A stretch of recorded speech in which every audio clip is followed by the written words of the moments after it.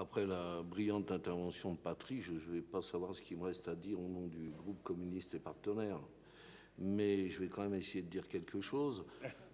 Simplement, d'abord donner notre accord aux orientations présentées par Monsieur le maire, ainsi qu'à son analyse. Redire qu'effectivement, la tendance actuelle, notamment en matière de fiscalité, est un transfert important sur les ménages. Les chiffres ont été donnés, c'est clair, c'est net, c'est précis, on ne va pas tourner autour. La réforme de la taxe professionnelle a comme effet principal le transfert sur la taxe d'habitation et sur la part ménage. Les villes qui veulent continuer à augmenter leur rentrée fiscale n'ont qu'une seule possibilité, si elles sont animées par cette vision-là, qui me semble erronée, quant à moi, c'est faire pression sur le foncier et sur la taxe d'habitation. En ce qui nous concerne, c'est absolument hors de question. Alors, est-ce que ça veut dire pour nous, par exemple, le simple enregistrement, une fois qu'on a pris en compte la stabilisation des dotations, alors je dis la stabilisation, c'est le gel des dotations financières, une fois qu'on a pris en compte cette non-rentrée de la taxe professionnelle telle qu'elle existait auparavant, est-ce que pour nous ça signifiera le simple enregistrement de la nécessité de diminuer les services rendus? C'est-à-dire, moi je le dis comme je le ressens, moins de services publics, c'est absolument pour le groupe communiste, ça, c'est hors de question. Personne ne le propose, mais c'est des questions qu'on va rencontrer dans l'examen des fonctionnements. Combien on peut dépenser? Est-ce qu'on peut embaucher? J'en profite pour dire que je salue la création du service relations internationales. Je trouve que c'est une excellente chose. On en a besoin. Choisi dans le monde. On vient d'évoquer une série de chiffres, une série de questions. Et vous-même, Monsieur Panetta, vous avez évoqué presque une situation interplanétaire. Le moins qu'on puisse faire, c'est d'aller y voir avec un modeste service Vie internationale, choisi et dans le monde. On ne peut pas envisager les choses autrement. Vous savez, moi, je me suis rendu récemment à Bruxelles dans le cadre du travail, pas en visite touristique, et on a eu un échange avec les représentants des différentes commissions. Elle est grave, la situation internationale en Europe, très, très grave. La Grèce, tout le monde l'a en tête, le Portugal, l'Espagne, vous avez vu les événements, vous avez vu ce qui s'y passe, mais le constat est là, que c'est de la mise en route des mêmes politiques,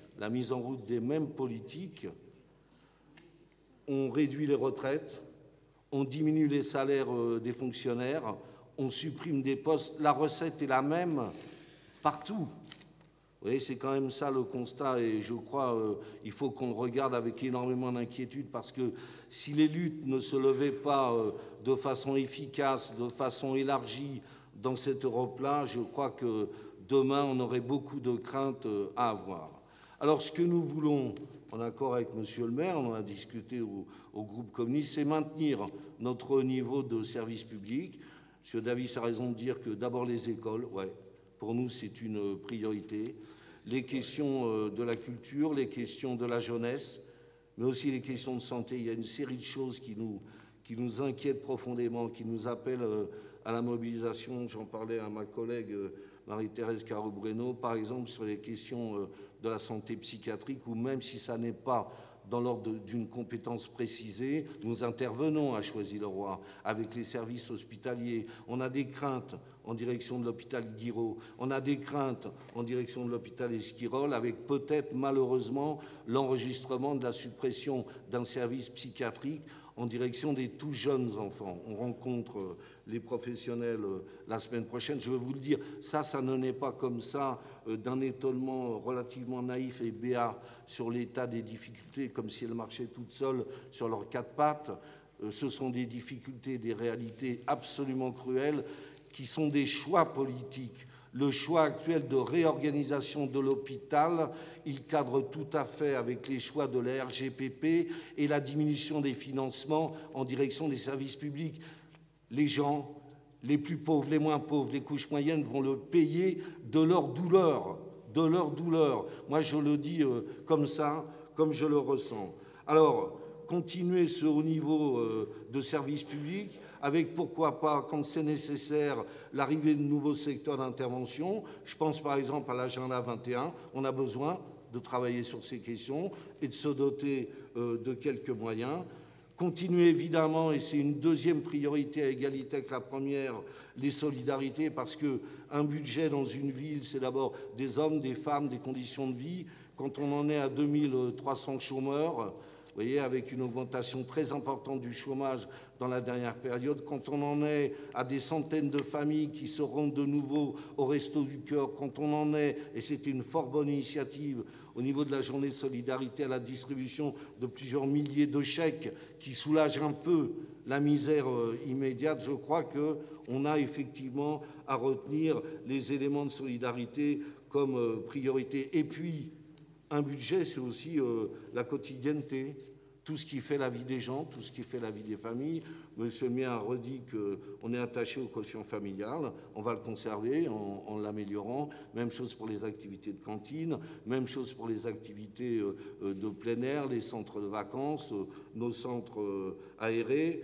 Je crois que c'est tout ça qui fait un petit peu notre originalité, notre engagement, pas de façon misérabiliste, mais parce que ça correspond aux besoins de notre population. Alors, le 13 janvier, moi je propose au nom du groupe communiste que le 13 janvier, ce rassemblement et ce débat politique soient aussi conçus comme un moment de lutte.